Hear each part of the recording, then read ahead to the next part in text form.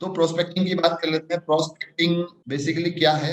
आप जिस बिजनेस में हैं, इस बिजनेस के अंदर आपको नए लोगों की जरूरत पड़ती है, right? If you will not show the presentation, अगर आप प्रेजेंटेशन नहीं दिखाएंगे तो सामने वाले व्यक्ति को आपका बिजनेस समझ में नहीं आएगा, और अगर किसी को आपका बिजनेस समझ में नहीं आएगा तो वो कैसे करेगा? तो ये कुछ सवाल हैं, तो कैसे स्टार्ट करें? आज का सेशन डेडिकेटेड है नए लोगों के लिए जो इस सिस्टम में नए हैं, या उन लोगों के लिए जो लगातार फेल हो रहे हैं। फेल होना कोई गलत बात नहीं है, फेल होना अच्छी बात है, फेल होना कामयाबी का एक लक्षण है, राइट? तो सबसे पहले बात करते हैं कि कैसे शुरुआत करें और क्या करना। तो बेसिकली आप स्क्रीन पे देख पा रहे हैं, सब्जेक्ट है प्रोस्पेक्टिंग, लिखा हुआ है रॉ मटेरियल। देखिए, रॉ मटेरियल किसी भी फैक्ट्री के अंदर, किसी भी बिजनेस के अंदर रॉ मटेरियल की बहुत इंपॉर्टेंस, राइट? अगर आपके पास, आप सपोज किसी फैक्ट्री में मैन्युफैक्चरिंग करते हैं, तब अगर आप जूते बनाते हैं आपकी फैक्ट्री के अंदर, यू नीड लेदर, राइट? या अदर सोर्सेज, अदर प्रोडक्ट्स। तो रॉ मटेरियल की हमें जरूरत पड़ेगी हमेशा अपने बिजनेस को ग्रो करने की। हमारे इस बिजनेस में डायरेक्ट सेलिंग के अंदर रॉ मटेरियल क्या है, ये जानना बहुत जरूरी है। तो जितने भी नए लोग हैं जो आपके इस बिजनेस को नहीं जानते, वो सब आपका रॉ मटेरियल है। वो कौन हो सकते हैं, कैसे हो सकते हैं, कैसे उन तक पहुंचा जा सकता है, ये हम इस सेशन के दौरान समझने जा रहे हैं, राइट? प्रोस्पेक्टिंग क्या है, सबसे पहले इसको समझ लेते हैं। What is prospecting? लिखा हुआ है आपके उन लोगों की सूची जिनके साथ आपने कभी भी अपने व्यवसाय पर चर्चा नहीं की, राइट? आपका जो बिजनेस है, जिसको आप कर रहे हैं, तो जो हमारा बिजनेस प्रेजेंटेशन है, जो अपॉर्चुनिटी है दे रही है, तो उन लोगों तक पहुंचाना है जिनसे अभी तक हमने इसको डिस्कस नहीं किया। इसके लिए हमें प्रोस्पेक्टिंग करनी होगी। प्रोस्पेक्टिंग का क्या तरीका है वो मैं इस सेशन में आपसे डिस्कस करने जा रहा हूँ। कौन आपका प्रोस्पेक्ट हो सकता है? सबसे पहली चीज, आपका फ्रेंड, आपके मित्र, आपके दोस्त, ये आपके प्रोस्पेक्ट हो सकते हैं। सेकंड, आपके रिलेटिव्स, आपके रिश्तेदार, वो भी आपके प्रोस्पेक्ट हो सकते हैं। थर्ड, अगर हम बात करें तो आपका नेबर, आपका पड़ोसी भी आपका एक प्रोस्पेक्ट हो सकता है, राइट? और चौथा है अननोन, यानी वो लोग जिनको आप नहीं जानते। आप पूछेंगे सर हम जानते नहीं तो उनको बताएंगे कैसे? तो अननोन लोग कौन होते हैं? बेसिकली जो आपको मिलते हैं। सपोज कोई आपको ट्रेन में मिला, आप किसी दुकान पर शॉपिंग करने गए, तो किसी का व्यवहार अच्छा लगा, आपकी हाय हेलो हो गई, बिकॉज जो आप प्रोडक्ट खरीद रहे थे वो भी खरीद रहा था, तो उसी पे आपने वहाँ डिस्कशन किया, राइट? तो ऐसे बहुत सारे लोग हमें डेली लाइफ में मिलते रहते हैं, ठीक है? और कोई भी इंसान जिसकी तरफ आप मुस्कुरा के हाथ बढ़ाएंगे तो ऐसा नहीं है कि वो आपको इग्नोर करेगा। भगवान ने जो हमें ये हाथ दिए, राइट, ये जेबों में रखने के लिए नहीं दिए। अगर इनका हम इस्तेमाल करेंगे, लोगों की तरफ एक हाथ बढ़ाएंगे तो सामने वाला भी हाथ बढ़ाएगा, राइट? तो इस तरह से आप प्रोस्पेक्टिंग कर सकते हैं। तो ये जो फोर्थ टाइप है, ये उन लोगों के लिए है जो इस इंडस्ट्री में फेड अप हो चुके हैं, जिनको लगता है कि नहीं सर, मेरे फ्रेंड्स ने मना कर दिया, मेरे रिलेटिव्स ने मना कर दिया, मेरे नेबर ने भी मना कर दिया, तो कोई बात नहीं, आपके लिए कैटेगरी है नॉन। अब आपको थोड़ा एफर्ट डालने पड़ेंगे अगर आप लिटरली कामयाब होना चाहते हैं। If you really want to be successful, right, तो ये अननोन पीपल भी आपकी मदद कर सकते हैं। Too many unknown peoples are around you, too many people. बस आपको क्या करना, आपको जो फेलियर का बोझ हमने अपने ऊपर डाला हुआ है वो हटाना है, अपने चेहरे पे एक हैप्पीनेस लानी है, राइट? हमें उस बात के बारे में सोचना है कि जब मैं कामयाब हो जाऊंगा तो हाउ वुड आई फील, मैं कैसा महसूस करूंगा। जब आप ऐसा सोचेंगे, जब हम हमारे भविष्य के बारे में, जहाँ हम जाना चाहते हैं, जो हम बनना चाहते हैं, उसके बारे में विजुअलाइज करते हैं, जब हम सोचते हैं तो हमारे चेहरे पर ऑटोमेटिकली मुस्कान आती है। जब इस मुस्कान के साथ, उस फीलिंग के साथ आप मार्केट में जाएंगे, घूमेंगे, इधर उधर जाएंगे, तो बहुत सारे लोग आपके चारों तरफ हैं जिनसे आप बातचीत कर सकते हैं और प्रोस्पेक्टिंग कर सकते हैं। अब ये प्रोस्पेक्टिंग कैसे होगी, स्टेप बाय स्टेप इसको हम आगे जानेंगे, ठीक है? तो आगे बढ़ाते हैं सेशन को। तो प्रोस्पेक्टिंग आपने समझ लिया। कोई भी व्यक्ति, मैं फिर से रिपीट कर रहा हूँ, जो इस इंडस्ट्री में, इस बिजनेस में नया है, उसको सबसे पहला काम प्रोस्पेक्टिंग करनी चाहिए। The day you started your business, suppose आपने आज से स्टार्ट किया, सबसे पहला स्टेप आपका, बेबी स्टेप जिसको बोलेंगे, वो क्या होना चाहिए? That is prospecting. This is your baby step, this is your first step in this business, right? तो प्रोस्पेक्टिंग में आप अपने मित्रों को शामिल करें, अपने रिलेटिव्स को शामिल करें, अपने नेबर्स को शामिल करें, और नॉन को भी आप रख सकते हैं, राइट? लेकिन एक जो दिक्कत आती है लोगों के साथ, जब हम प्रोस्पेक्टिंग करते हैं तो हम थोड़ा जजमेंटल हो जाते हैं। जजमेंटल मीन्स ये व्यक्ति करेगा, ये व्यक्ति नहीं करेगा। मेरी आपसे रिक्वेस्ट है कि जब भी आप प्रोस्पेक्टिंग करें, आई रिक्वेस्ट यू ऑल कि आप जजमेंटल ना हो। यू नेवर थिंक कि कोई व्यक्ति क्या चाहता है। आप सिर्फ उसका नाम लिखिए अपनी लिस्ट के अंदर, ये सोच के कि अगर इस व्यक्ति ने ज्वाइन कर लिया तो जाहिर सी बात है आप भी, आपको कहीं ना कहीं मदद होगी आपके बिजनेस में। तो आपको जजमेंटल नहीं होना है। आपको जब ये लिस्ट बनानी है, it is my humble request, क्योंकि बार बार बताने के बाद भी जब ये लिस्ट बनाते हैं लोग तो जजमेंटल हो जाते हैं, क्योंकि ऐसा लगता है कि नहीं होता है। और मैं आज आपको एक मंत्र बताता हूँ, जिस व्यक्ति की आपको स्ट्रॉन्ग कन्विक्शन आए, स्ट्रॉन्ग फीलिंग आए कि ये व्यक्ति नहीं करेगा, उसका नाम जरूर लेना, उसको जरूर बताना, क्योंकि वक्त के साथ परिस्थितियां बदलती रहती हैं। एक व्यक्ति ने, आपने उसको 6 महीना पहले बताया, उसने नहीं किया, हो सकता है उस समय अलग परिस्थितियां हो, लेकिन आज हो सकता है उसकी परिस्थितियां बदल गई। बट आप तो 6 महीने वाली सोच को लेके आगे बढ़ रहे हैं कि नहीं, 6 महीना पहले मैंने उससे किया था, मैं उससे मिला था, वो तो अच्छा सेटल है, और उसके पास तो अच्छी गाड़ी है, उसके पास तो अच्छा घर है, उसे जरूरत नहीं है, वो तो अपनी जॉब में सेटल है। नो, आपको ये सब नहीं सोचना है। आपका काम है सिर्फ उस व्यक्ति का नाम अपनी लिस्ट में लिखना। क्लियर है? आगे बढ़ते हैं। How to prepare list of prospects, कैसे ये सूची हम बनाएं, कैसे ये लिस्ट हम तैयार करें, कैसे प्रोस्पेक्टिंग करें। इसका बहुत साधारण सा तरीका है, इसको 4 पार्ट में हमने डिवाइड किया। कैसे? सबसे पहला, नाम, उस व्यक्ति का नाम क्या है ये आपको लिखना है। दूसरा, लोकेशन, वो व्यक्ति कहाँ रहता है, ठीक है, किस सिटी में, किस शहर में, किस प्रदेश के अंदर वो रहता है। इससे आपको हेल्प होगी प्लानिंग करने में अपने सीनियर्स के साथ, कि अगर आपका कोई सीनियर उस पर्टिकुलर स्टेट में जा रहा है, सपोज मैं उत्तर प्रदेश में रहता हूँ और मैं जाता हूँ सपोज आसाम में जाता हूँ, तो मेरी टीम के लोग जिसने प्रोस्पेक्टिंग की है अच्छे से, और उसको अगर पता है कि मैं असम में जा रहा हूँ, तो वो व्यक्ति मेरे से वहां पे हेल्प ले सकता है, वो भी मेरे साथ वहां चल सकता है, और उसे जाना चाहिए। कई बार हम गलती क्या करते हैं कि हम वहां खुद नहीं जाते, अपने सीनियर को बोल देते हैं, नंबर देते हैं, सर इनसे मिल लेना। नो, आपको खुद जाना चाहिए। आगे बढ़ते हैं। तीसरा पार्ट है प्रोफेशन, कि उस व्यक्ति का व्यवसाय क्या है, वो करता क्या है। उससे आपको ये आइडेंटिफाई करने में हेल्प होगी कि वो व्यक्ति कब फ्री होगा। जब वो फ्री होगा तब हमें प्रेजेंटेशन देनी है। तो इस चीज को आप बहुत अच्छे से प्लान करें। चौथा पार्ट है हमारा ट्रस्ट फैक्टर, ये बड़ा नया है आपके लिए, क्योंकि आपने नाम, लोकेशन, प्रोफेशन ये तो सब सुना है। थोड़ा ट्रस्ट फैक्टर में आपको एक्सप्लेन कर दूं, what is a trust factor. ये गेम चेंजर है इस पूरी प्रोस्पेक्टिंग में। अगर सबसे इंपॉर्टेंट कोई फैक्टर है, कोई चीज है, तो वो है ट्रस्ट फैक्टर। ट्रस्ट फैक्टर को अगर आपने अच्छे से मैनेज कर लिया तो आपकी प्रोस्पेक्टिंग से आप ज्यादा से ज्यादा रिजल्ट निकाल, ठीक है। अब ये ट्रस्ट फैक्टर क्या है, तो मैं आपको थोड़ा सा एक्सप्लेन करता हूँ। अगली स्लाइड में हम इसको देखते हैं। एक लिस्ट बना के देखते हैं कि कैसे एक लिस्ट बनती है, क्योंकि एग्जाम्पल होना बहुत जरूरी है। राइट, यहाँ तक क्लियर है?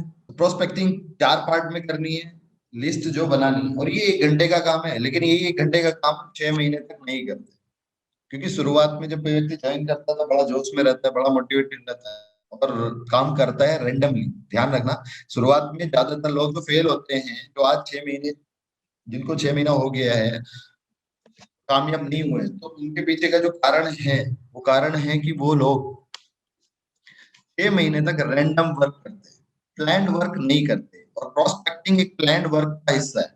कामयाबी जो मिलती है वो प्लान्ड वर्क से मिलती है। कभी भी आप रैंडमली वर्क करेंगे, प्लान वर्क में बेसिकली होता कुछ नहीं है। प्लान वर्क में कंसिस्टेंसी होती है, आपको आपका डेली वर्क पता होता है कि आपको क्या करना है। रैंडम वर्क में क्या होता है कि आपको पता ही नहीं होता, आप मन के हिसाब से चलते हो।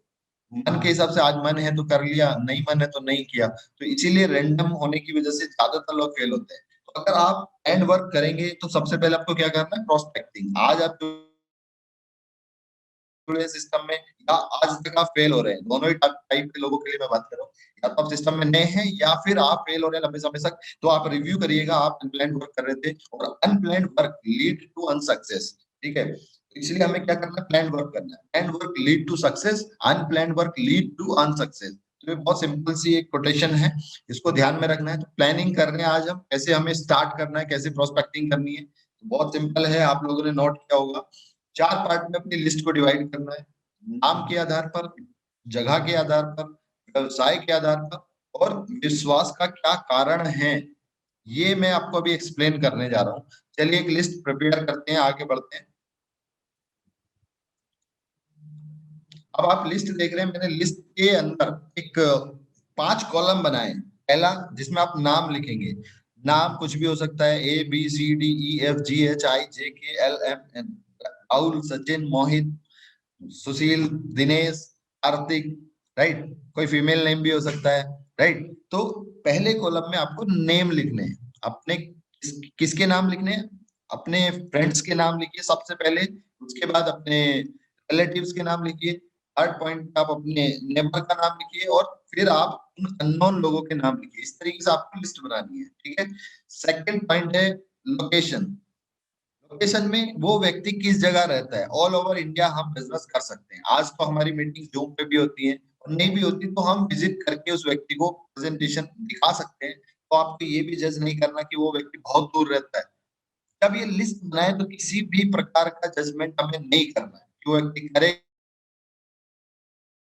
या नहीं करेगा, वो दूर रहता है या पास रहता है, उसके पास बहुत पैसा है या उसके पास नहीं है पैसा, वो नेगेटिव है या पॉजिटिव है, या उसने पहले किया है किसी कंपनी में काम या नहीं किया है, उसका पैसा डूब गया है नहीं डूबा है। एक भी प्रकार का जजमेंट हमें नहीं लेना है, अपने माइंड को न्यूट्रल रख के लिस्ट बनानी है। तो जिसने न्यूट्रल रख के लिस्ट बनाई वो कामयाब हो जाएगा। सेकंड कॉलम है लोकेशन। लोकेशन में आपको सिर्फ लिखना है वो किस सिटी में रहता है, या किस सिटी में अपना जॉब बिजनेस रहता है। कई बार क्या होता है कि बंदा रहता कहीं और है, लेकिन अपनी जॉब या अपने बिजनेस के सिलसिले में वो कहीं और शिफ्ट हो गया है। तो जहां वो आपको मिलेगा उस सिटी का नाम आपको लिखना है। क्लियर है। जैसे आई आई बिलोंग्स टू मेरठ, राइट। मैं मेरठ से बिलोंग करता हूँ, but I stay in Delhi, तो मैं दिल्ली में रहता हूँ। अगर किसी को मुझसे मिलना है तो दिल्ली डालिए, राइट। तो इस तरह से आपको डालना है। क्लियर। आगे थर्ड कॉलम है प्रोफेशन।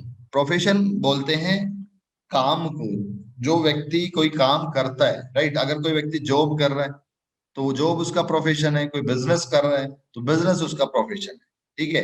इसके अलावा और भी बहुत सारे टाइप के प्रोफेशन हो सकते हैं, जैसे फ्रीलांसिंग हो सकती है कि एक व्यक्ति फ्रीलांसिंग है, वर्क फ्रॉम होम ही करता है, या MLM भी एक प्रोफेशन है, डायरेक्ट सेलिंग जिसमें हम लोग हैं, राइट। तो डायरेक्ट सेलिंग भी अगर कोई करता है तो उसको आपको लिखना है, जिससे आपको ये पता चलेगा वो व्यक्ति आपको कब फ्री मिलेगा। जैसे जॉब वाला व्यक्ति है, 90% लोग जॉब में ज्यादातर दिन में बिजी रहते हैं, रात को फ्री रहते हैं, या सैटरडे संडे फ्री रहते हैं, या सिर्फ संडे को फ्री रहते हैं, या फिर पब्लिक हॉलीडे को फ्री रहते हैं। तो किसी भी व्यक्ति, ये बड़ा थंब रूल है, जब आप किसी को बिजनेस के बारे में बताएं तो उसको तब बताएं जब वो फ्री हो। हम गलती क्या करते हैं, हम तब बताते हैं जब हम फ्री है, राइट। यहीं पे गेम चेंज हो जाता है, क्योंकि जब वो फ्री नहीं है तो वो मेंटली अवेलेबल नहीं है, वो सिर्फ आपकी बात रखने के लिए उस मीटिंग में आ गया है या आपसे मिलने आ गया है। लेकिन अगर वो फ्री है, अगर उसके पास 1 से 2 घंटे सिर्फ आपके लिए है, तो वो तसल्ली से सुनेगा आपकी प्रेजेंटेशन को। और अगर सुनेगा तभी तो समझेगा, जब समझेगा तभी तो करेगा।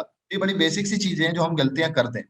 प्रोफेशन से आपको पता चलेगा व्यक्ति कब फ्री है। अब किसी व्यक्ति की अगर शॉप है, राइट, वो उसका कोई मेडिकल स्टोर है, उसकी कोई किराने की शॉप है, या कोई भी उसका अपना बिजनेस है छोटा मोटा, जहां वो दिन में एंगेज रहता है। हम क्या गलती करते हैं, हम जाएंगे दिन में उसी की शॉप पे बैठ जाएंगे जाके, और वहीं जाके उसको प्लान समझाएंगे और एक फोटो खींचेंगे और ग्रुप में डाल देंगे, STP विद दिस। और मैं देखता हूँ ज्यादातर जो फोटोग्राफ्स आते हैं, ज्यादातर केसेस में आप दुकान पे जाके बैठे हैं। अब दिक्कत क्या होती है, वो व्यक्ति वहां पे अपने कस्टमर के साथ एंगेज है, या सपोज थोड़ी देर के लिए कस्टमर नहीं है, आपसे बात कर रहा है, अचानक से कस्टमर आता है। और आपने नोटिस किया होगा जितने भी लोगों ने ऐसे बीच में जाके दुकानों पे जाके या बिजनेस पे जाके प्रेजेंटेशन दी है, तो उनको बड़ी दिक्कतें आती है, उनकी प्रेजेंटेशन फ्लो में नहीं हो पाती, राइट। तो ये प्रोफेशन बड़ा इंपॉर्टेंट टूल है, इसके हिसाब से आपको प्रेजेंटेशन करनी है जब वो व्यक्ति फ्री हो। एंड ट्रस्ट मी, आज जितने भी लोग इसको सुन रहे हैं, ये गलतियां आप करनी छोड़ दो, क्योंकि आप एक इतनी बड़ी ऑर्गेनाइजेशन को प्रमोट कर रहे हो। बड़ी ऑर्गेनाइजेशन में छोटी हो, प्रमोशन जब आप कर रहे हो तो वो बहुत प्रोफेशनली होना चाहिए। इस तरह वो व्यक्ति अपने बिजनेस को प्रायोरिटी दे रहा है, आपको भी अपने बिजनेस को प्रायोरिटी देनी है। मीटिंग हमेशा टू वे होती है, वन वे नहीं होती। जब दोनों लोग मिलना चाहते हो तभी मीटिंग सक्सेसफुल होगी। जब एक व्यक्ति मिलना चाहता है और दूसरा व्यक्ति उतना इंगेज नहीं है मिलने के लिए, उतना तत्पर नहीं है मिलने के लिए, तो मीटिंग के असफल होने के चांस ज्यादा रहते हैं। तो इसलिए गलती ना करें।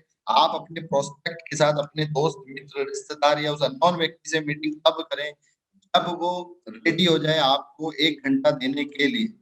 उसके बाद एक जगह निर्धारित करिए, कोई ऐसी कॉमन एरिया जो ना उसका हो ना आपका हो, राइट। वहां जाकर मीटिंग करिए, पीसफुल एरिया होना चाहिए। मैं ये नहीं बोल रहा हूँ आप बहुत बड़े रेस्टोरेंट में जाके मीटिंग करो, राइट, शो ऑफ करने की जरूरत नहीं है, बट हाँ एरिया पीसफुल हो जिससे कि आप 1 घंटा निरंतर बिना किसी डिस्टरबेंस के डिस्कशन कर सके। क्योंकि निरंतरता होना बहुत जरूरी है, कंसिस्टेंसी होना बहुत जरूरी है, क्योंकि जब आप किसी को बिजनेस प्लान समझा रहे होते हैं तो एक एनर्जी का फ्लो होता है। एनर्जी हायर एनर्जी से लोअर एनर्जी की तरफ जाती है। बॉडी का एनर्जी का क्या होता है कि हायर बॉडी से लोअर बॉडी की तरफ जाती है। तो आप हायर बॉडी हैं, आप चार्ज थे, आप मोटिवेटेड हैं कामयाब होने के लिए। वो व्यक्ति अभी नया है, राइट, तो आपके अंदर एनर्जी ज्यादा है। वो एनर्जी तभी ट्रांसफर होगी उस व्यक्ति में जब वो लगातार आपकी बात को सुनेगा, राइट। आगे बढ़ते हैं। फोर्थ पॉइंट है ट्रस्ट फैक्टर। ये आपके लिए समझना बहुत जरूरी है, इसको समझना बहुत जरूरी है। जितने लोगों ने इसको समझ लिया वो इसको अच्छे से कर पाएंगे। ट्रस्ट फैक्टर क्या है? ट्रस्ट फैक्टर बेसिकली ये वो कारण है जिसकी वजह से आप दोनों एक दूसरे से जुड़े हुए हैं। एक विश्वास आपका उस व्यक्ति पे, उस व्यक्ति का आपके ऊपर। लेकिन जो ये ट्रस्ट फैक्टर हमारी लिस्ट में जो हमने ये परसेंटेज लिखी है, तो इसमें 3 पार्ट में मैंने इसको डिवाइड करा है। ऐसा नहीं कि जॉब वाले 70% एंड अबव होते हैं ट्रस्ट फैक्टर, ना ना, ये तो मैंने एग्जाम्पल लिखा है, राइट। तो 70% एंड अबव ट्रस्ट फैक्टर कैसे पता चलेगा?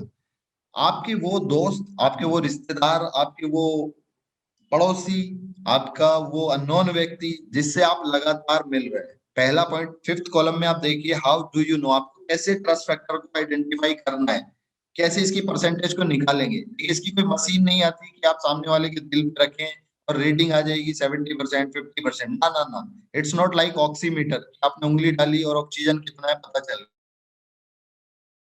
गया ना। इसको पता करेंगे आप कैसे?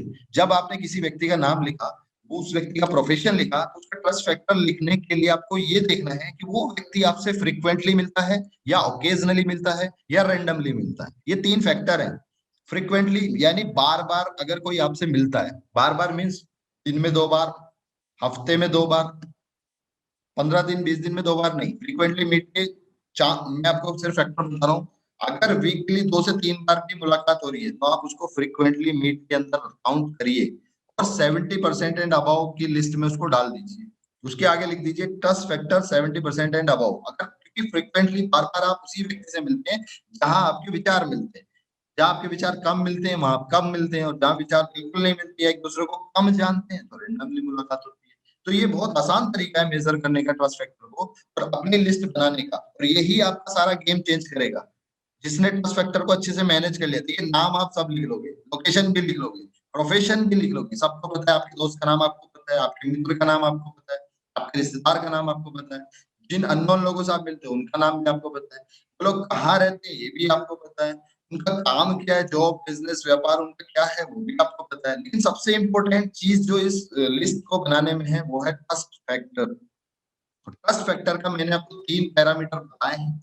क्या सामने वाला व्यक्ति, आपका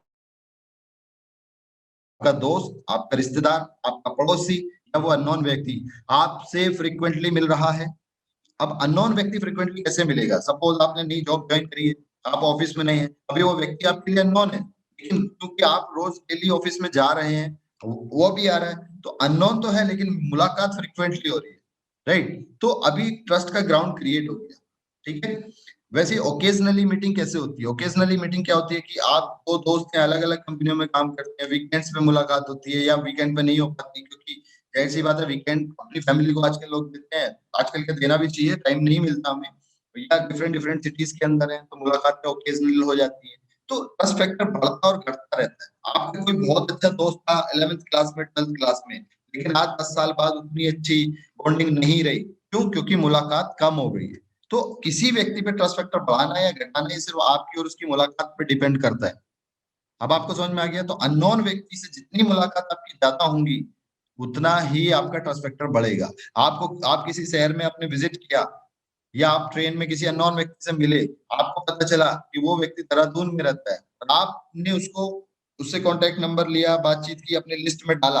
अब आपने उसको फेसबुक के थ्रू कनेक्ट कर लिया या व्हाट्सएप के थ्रू आप उससे कनेक्ट हैं। आजकल तो कनेक्टिंग टूल है हमारे पास, जिनका हम गलत इस्तेमाल करते हैं। अगर सही इस्तेमाल करें अपने बिजनेस के लिए, अपने प्रोस्पेक्ट से कनेक्ट होने के लिए, तो बिजनेस हम इन टूल के आगे से बढ़ा सकते हैं, राइट। तो फ्रीक्वेंटली मीटिंग का मतलब हो गया बार बार हफ्ते में एटलीस्ट एक दो बार मुलाकात। ओकेजनली मीटिंग का हो गया कि 7-8 दिन से ज्यादा का समय लग रहा है। और रैंडमली मीट मतलब कोई आपको रैंडमली मिला, रैंडमली कहीं ट्रेन के अंदर, बस के अंदर, एयरप्लेन पे, एयरपोर्ट पे, रेलवे स्टेशन के ऊपर, रेस्टोरेंट में, या कहीं भी किसी पिकनिक स्पॉट के ऊपर, वो सब रैंडमली मीट होती है। ऐसे लोगों को आप 30% से नीचे रखें, 30 और 50 के बीच में रखें, राइट। 3 पार्ट में डिवाइड करके लिस्ट हमें बनानी है। इसके बाद जब ये लिस्ट प्रिपेयर हो जाएगी, अब आप अपनी लिस्ट को जब स्टडी करेंगे तो आई कैन गारंटी यू सिर्फ आप 100 लोगों की लिस्ट बनानी है, ज्यादा मत बनाइए। ज्यादा आप बना सकते हैं तो बहुत अच्छी बात है, लेकिन कम से कम 100 लोगों की लिस्ट जरूर होनी चाहिए। 99 की नहीं, 98 की नहीं, 97 की नहीं, 100 मिनिमम होना चाहिए आपकी लिस्ट के अंदर। जिसके पास 100 लोग नहीं है उसे इस बिजनेस में आने की जरूरत भी नहीं है, वो अपना समय बेकार बेकार करेगा यहाँ। और मैं जानता हूँ हर व्यक्ति के पास 100 लोग हैं। और मैंने आपको क्राइटेरिया भी बता दिया, आपका पड़ोसी भी हो सकता है, मित्र, आपके रिश्तेदार, मित्र, आपके पड़ोसी, अननोन को मिला के 100 लोग निकालना कोई बहुत बड़ा काम नहीं है। फ्रीक्वेंटली मिलते हैं तो 70% एंड अबाउट ट्रस्ट फैक्टर लिख दीजिए उनके नाम के आगे। और कभी कभी मिलते हैं, महीना में एक बार मुलाकात हो रही है, 2 महीना में, तो 50% एंड अबाउ में डाल दीजिए। और कभी बहुत ही रेयर मुलाकातें हो रही है या फर्स्ट टाइम मुलाकात हुई है तो 30% एंड अबाउ में डाल दीजिए, ठीक है। 30 या 20 जो भी आप डालना चाहते हैं, ठीक है। तो 3 पार्ट में अपनी लिस्ट को डिवाइड करिएगा। अब आपको जो अब अगला कदम है, आपने लिस्ट तो बना ली, अब अगला part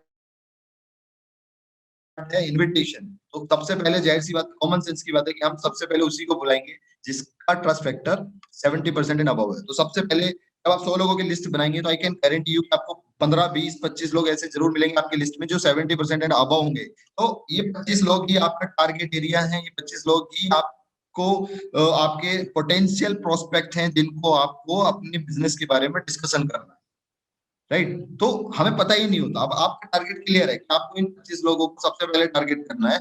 in target in the sense कि इनको सबसे पहले प्रेजेंटेशन बतानी है। आपका काम है सिर्फ बताना, जज करना नहीं कि ये करेगा कि नहीं करेगा। आपका काम होना चाहिए कि जल्दी से जल्दी इन 25 लोगों को, इन 20 लोगों को जो 70% एंड अबव है, इनको मैं प्रेजेंटेशन दिखा दूं। जब तक दिखाएंगे नहीं तब तक वो आपके साथ जुड़ेगा कैसे। सेल्स का बड़ा बिजनेस, बड़ा थंब रूल है, जो दिखता है वो बिकता है, ये सबको पता है, लेकिन हम दिखाते ही नहीं है। जब हम दिखाएंगे नहीं तो बिकेगा कैसे। बड़ा सिंपल सा थॉट।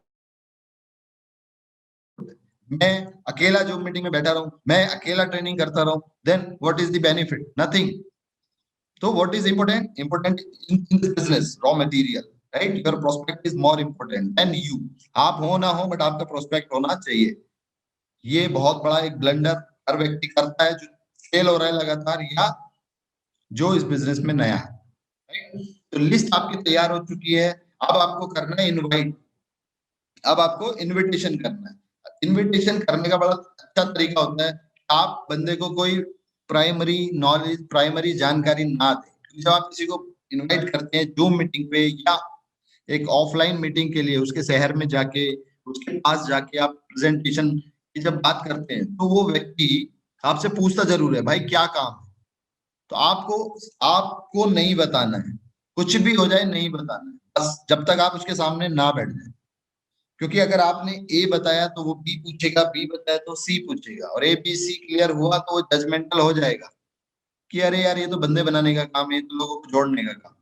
वो उस बिजनेस की गहराई में नहीं जा पाएगा, क्योंकि हर काम को करने के तरीके होते हैं, ठीक है। एक कंपनी गलत तरीके से करती है, लोगों का नुकसान हो जाता है, और एक कंपनी अच्छे तरीके से करती है, कोई व्यक्ति वहां कामयाब हो जाता है। तो कामयाब लोग इस इंडस्ट्री में और फेलियर भी इस इंडस्ट्री में है, लोगों का नुकसान भी हुआ, लोगों का प्रॉफिट भी हुआ। तो आपको इनवाइट करते समय बड़ा ध्यान रखना है कि आप 1 रुपए की भी नॉलेज उसको ना दें, एक तरह से भी जानकारी ना दें, क्योंकि कहते हैं ना, अधूरा ज्ञान हमेशा नुकसान देता है, ठीक है। आधी अधूरी जानकारी हमेशा नुकसानदेह होती है। और हम तो बहुत शानदार तरीके से प्रमोशन करते हैं, हमारे तो लिंक के अंदर ही लिखा रहता है सब कुछ। हम व्हाट्सएप पे इस तरह से इनवाइट करते हैं कि वो उसको पहले ही जजमेंटल हो जाता है। फिर हम कहते हैं, सर मैं लोगों को बुलाता हूँ, मीटिंग में आते नहीं। वो आते इसीलिए नहीं क्योंकि आपने उनको हिंट दे दिया। हिंट किस चीज का दिया? जिससे वो नेगेटिव है। और आपको भी पता है कि लोग जानते तो है नहीं, लेकिन नेगेटिव जरूर है। इतना थोड़ा थोड़ा खराब, क्योंकि कुछ खराब कंपनी ने मार्केट को खराब कर दिया, जिसकी वजह से लोग आपके साथ नहीं आते। तो लिस्ट प्रिपेयर होने के बाद अगला काम, अब मैं आपको पंच लाइन बताता हूँ, राइट। इस व्यवसाय में सफल वो लोग हैं जो नए लोगों को बिजनेस प्रेजेंटेशन दिखाते हैं। इस बात से कितने लोग एग्री करते हैं? हैंड रेस करिए, जितने लोगों तक मेरी आवाज जा रही है सभी हैंड रेस करिए। अभी 30 लोगों के हाथ खड़े हुए हैं। इस बात से कितने लोग एग्री करते हैं कि नए इस बिजनेस में वो सफल होते हैं जो बिजनेस प्रेजेंटेशन दिखाते हैं नए लोगों? I want more than 200 hands. अगर आप एग्री कर रहे हैं तो ही हाथ खड़ा करना, अगर एग्री नहीं कर रहे तो हाथ मत खड़ा करना। ओके, 80, 87, 88, 89, 91। चलिए, तो यहीं पे हम गलती कर जाते हैं। फिर से पंच लाइन मैंने आपको बताई है, ये नहीं है। इस व्यवसाय में सफल लोग वे हैं जो नए लोगों को बिजनेस प्रेजेंटेशन दिखाते हैं। नो। फिर कौन है, कौन सफल होता है? अब पढ़िए दोबारा से। इस व्यवसाय में सफल वे लोग हैं जो प्रतिदिन बिजनेस प्रेजेंटेशन दिखाते हैं। राइट। अब दोनों लाइन में क्या अंतर है? दोनों लाइन से प्रतिदिन का अंतर है। प्रतिदिन का मतलब क्या हुआ? प्रतिदिन का मतलब है कंसिस्टेंसी। प्रतिदिन का मतलब है किसी काम को लगातार करना। आपने एक व्यक्ति को प्रेजेंटेशन दिखाई जनवरी में, एक व्यक्ति को दिखाई फरवरी में, एक व्यक्ति को दिखाई मार्च में, आप कामयाब नहीं होंगे। हाँ, लेकिन अगर आपने जनवरी, फरवरी, मार्च तीनों महीने में जिनको 3 लोगों को दिखाई, उन्हीं को अगर आपने जनवरी के फर्स्ट वीक में दिखा दिया तो आपके कामयाब होने की प्रोबेबिलिटी बढ़ गई। मैंने आपको बोला 100 लोगों की लिस्ट बनानी है। 100 लोग नहीं है, प्लीज लीव दिस बिजनेस। जिस दिन 100 लोग होंगे ज्वाइन कर लेना, राइट। अगर आपके पास 100 है, 100 नाम चाहिए यार, सिर्फ 100 नाम चाहिए और कुछ नहीं चाहिए, राइट। जिसके पास 100 नाम है, 100 लोगों की लिस्ट है, वो कामयाब हो जाएगा। कैसे कामयाब होगा? अगला rule, 100 prospect 100 days, PCS formula. आज ये फॉर्मूला रट लीजिए, बिल्कुल पीसीएस फॉर्मूला।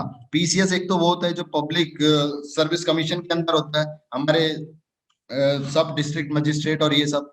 आपको भी पीसीएस बनना पड़ेगा इस बिजनेस में कामयाब होने के लिए। आज आपको पीसीएस बना देंगे। कैसे आप पीसीएस बन सकते हैं इस बिजनेस में?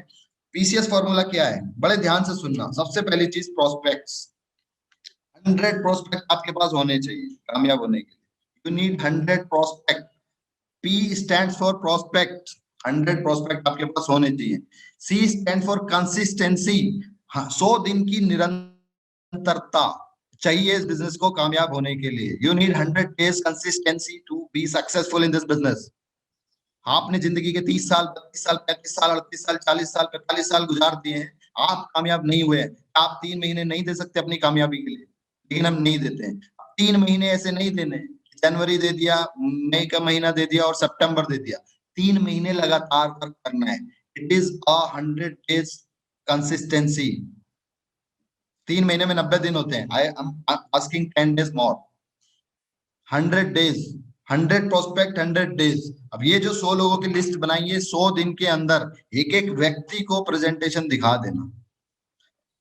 पहले ट्राई करना बंदे को प्रेजेंटेशन हम उससे प्रॉपर तरीके से दिखा सके। लेकिन अगर आपके 3 महीने कंप्लीट होने को आ रहे हैं और आपके 40 प्रोस्पेक्ट ऐसे हैं जो आपसे नहीं मिले हैं, तो कोई बात नहीं, उनके घर में जाके दिखा दो यार, क्योंकि कामयाब हमें होना है। कई बार कामयाबी रूल से मिलती है, कई बार रूल से नहीं मिलती, रूल तोड़ने पड़ते हैं। तो शुरुआत में रूल फॉलो करने हैं। अगर किसी को नहीं मिला रूल फॉलो करके, तो मैं बोल रहा हूँ 40 दिन, लास्ट के 20-30 दिन, break all the rule, break all the barriers. कर जाओ, जहां मिले दुकान पे जाओ, जाके उसको बता दो। बट 100 डेज में 100 प्रोस्पेक्ट को कवर कर लेना। 100 लोगों को बता देना टारगेट के बारे में, अपने बिजनेस के बारे में 100 लोगों को बता देना। And what is CS? That is so the plan every day. तो P फॉर प्रोस्पेक्ट, 100 प्रोस्पेक्ट होने चाहिए, 100 लोगों का नाम आपके पास होना चाहिए। 100 दिन तक लगातार काम करना है। So the plan every day. कोशिश करिए, अगर एक व्यक्ति को एक दिन प्लान दिखाएंगे तो 100 दिन में 100 लोग कवर हो जाएंगे। इसीलिए मैंने आपसे 100 डेज मांगे। लेकिन कई बार ऐसा होगा कि आप बोलेंगे कि सर एक व्यक्ति आज तो आया ही नहीं, तो कोई बात नहीं, कल 2 लोगों को दिखा देना। आज 2 नहीं आए, कोई नहीं, कल 3 को दिखा देना। किसी दिन नहीं आए तो कोई बात नहीं, it's a law of average. जब आप 100 दिन तक लगातार लोगों को इनवाइट करेंगे तो 100 प्रोस्पेक्ट आपके कवर हो जाएंगे। लेकिन अगर नहीं होते हैं, बच जाते हैं, 100 दिन कंप्लीट होने वाले हैं, लास्ट के 2 वीक बचे हैं, तो कोई बात नहीं, सबके घर जाके बता देना, उनकी दुकान पे जाके बता देना, उनकी दुकान पे जाके बता देना, आप कामयाब हो जाएंगे, आई कैन गारंटी। लेकिन अगर आपने 100 डेज नहीं दिए तो आप कामयाब नहीं होंगे। तो ये 100 दिन आपको देना बहुत जरूरी है, 100 डेज आपको देना बहुत जरूरी है। आपकी सफलता इसी पे निर्भर करती है, चाहे आप कोई भी हो। आगे बढ़ते हैं भाई, सिंपल सी लाइन है, मोर प्रोस्पेक्ट मोर प्रोस्पेरिटी, मोर प्रोस्पेक्ट मोर प्रोस्पेरिटी, मोर प्रोस्पेक्ट मोर प्रोस्पेरिटी। जितने ज्यादा लोग उतना ज्यादा धन, जितने ज्यादा लोग उतने ज्यादा धन। अभी मैंने व्हाट्सएप पे किसी सर ने एक मैसेज व्हाट्सएप फॉरवर्ड किया था, जितनी फौज उतनी मौज। इसका मीनिंग यही है, मोर प्रोस्पेक्ट मोर प्रोस्पेरिटी, जितनी फौज उतनी मौज। तो फौज बना लीजिए, मौज अपने आप आ जाएगी, राइट। और अगली लाइन है, consistency is what transforms average into excellence. What is consistency? Consistency क्या है, निरंतरता क्या है? एक एवरेज व्यक्ति को भी एक्सीलेंट बना देती है, एक एवरेज स्टूडेंट को भी टॉपर बना देती है, एक फेलियर को सक्सेस में कन्वर्ट कर देती है। This is called consistency. Consistency को लेके एक स्टोरी आप लोगों ने सुनी होगी कि पानी की एक एक बूंद पत्थर पे गिरती है और उसको तोड़ देती है। विवेक बिंद्रा जी भी बोलते हैं ना, पानी की बूंद पत्थर पे टप टप, पानी की बूंद पत्थर पे टप टप। उनका एक अच्छा वीडियो है कंसिस्टेंसी में, सुन लेना, राइट। क्योंकि हमें कामयाब नहीं यार, किसी को भी चुन के कामयाब हो जाए क्या फर्क पड़ता है? मनु बिश्नोई को सुने या विवेक बिंद्रा को, फर्क भी नहीं पड़ता। You have to be successful, सिर्फ उसी से फर्क पड़ता है। तो कंसिस्टेंसी बहुत जरूरी है, ठीक है। तो कंसिस्टेंसी का मतलब यही है कि आपने अपने बिजनेस के लिए आज सुबह से शाम तक कितना किया, और मानसिक रूप से नहीं करना है। प्लीज ट्राई टू अंडरस्टैंड कि सर मैं सुबह उठा सो के और मैं तो पूरा दिन डार्विन के बारे में सोचता रहता हूँ, सर मैं तो जिहादी हूँ, सर मैं तो ये हूँ, सर मैं तो वो हूँ, सर नो, उससे कुछ फर्क नहीं पड़ना। सर अगर मुझे यहाँ से अपने घर से अगर मुझे 100 मीटर भी दूर जाना है, तो मैं सोचता रहूं कि मुझे दुकान पे सामान लेने जाना है, मुझे मॉल में शॉपिंग करने जाना है, मुझे मूवी देखने जाना है, नो, मुझे मीटिंग करने जाना है, नो, सिर्फ सोच रहा हूँ। क्या सोचने से कुछ होगा? आप शक्तिमान तो है नहीं कि आप सोचेंगे और चीजें हिल जाएंगी, no. We have to take action. Consistency का मतलब है एक्शन लेना। आपने जो ये 100 लोगों की लिस्ट बनाई है, इसके ऊपर एक्शन लेना, दिस इज कॉल्ड कंसिस्टेंसी। जो मैंने आपको बताया, 100 दिन तक बिना रुके थके, बिना सोए, सर्दी गर्मी बरसात सबको इग्नोर करके 100 दिन जो लोग कवर कर लेते हैं 100 लोगों को, वो कामयाब हो जाते हैं। और अगर आपको मेरी बात पे विश्वास नहीं है, तो आपके आसपास जो कामयाब लोग हैं इस बिजनेस में, उनसे पूछ लीजिएगा। एक ही बात बताएंगे sir, so the plan, so the plan, so the plan, this is the success Mantra of this business only. आपने कितनी मोटिवेशनल बुक्स पढ़ी डजंट मैटर, आपने कितना संघर्ष किया डजंट मैटर, आप किस कास्ट से हैं डजंट मैटर, आप कितने पढ़े लिखे हैं डजंट मैटर, आप किस कंट्री से हैं डजंट मैटर, आपका नेचर क्या है doesn't matter, only what matters, so the plan, 100 days 100 prospect, if you cover you are successful. Thank you so much. This was all about prospecting. This was all about how to be successful in this direct selling business. And ये मैं नहीं बोल रहा हूँ, ये बड़े से बड़े एक्सपर्ट भी यही बात। बट आज जितने लोगों को ये बात समझ में आई है, जितने लोगों ने नोट किया है, थैंक यू सो मच। और मुझे उम्मीद है कि मैं आपको अच्छे से एक्सप्लेन कर पाया हूँ। If you have any query, then you can personally text me through your seniors or you can directly reach me. Thank you so much.